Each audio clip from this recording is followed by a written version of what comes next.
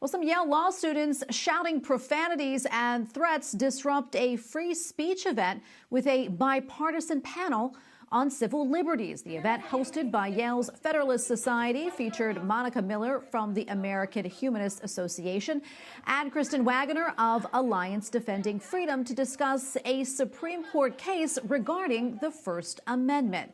And join me now to talk more about this is Kristen Waggoner. Kristen, thank you so much for your time today. Great to see you.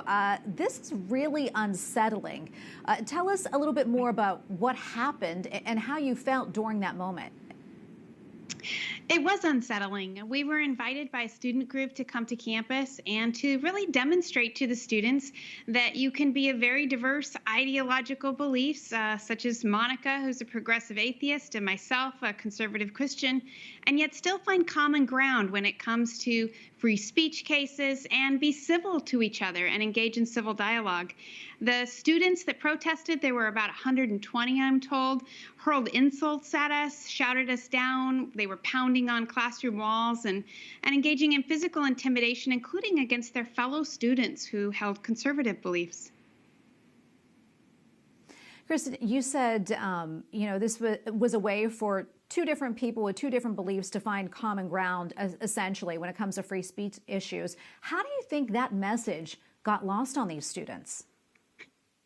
I don't think that the students were interested in hearing the message. And I think that's what's so disturbing about this entire incident is that we need to remember this took place in a law school classroom and in what is supposed to be one of the most prestigious law schools in the nation, one that's supposed to be committed to a culture of free speech and to not allow this type of heckler's veto, let alone physical intimidation. We had to be escorted out of the classroom by the police and transported in a police car to get off of the campus. That's how serious it was.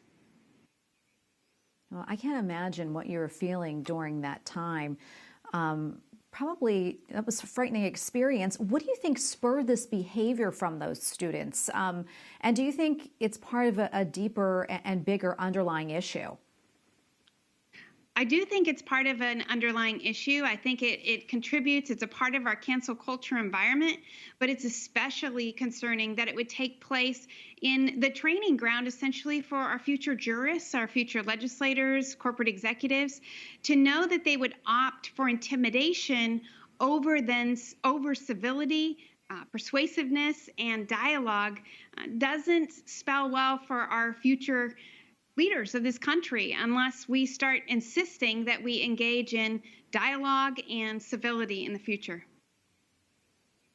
Yeah, and Kristen, do you know, did they face any consequences for their behavior? Were they disciplined at all?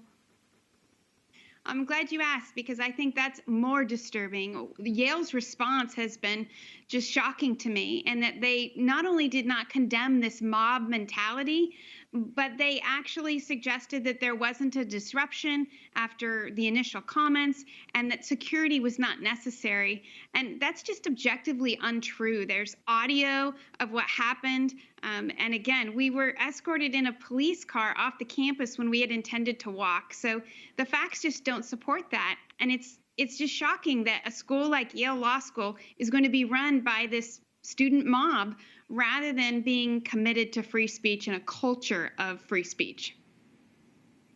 Absolutely, Kristen, this is shocking and really quite unbelievable. I'm so sorry that you went through all this, but thank you so much for speaking to us about this and bringing this to light. We appreciate it. Thank you.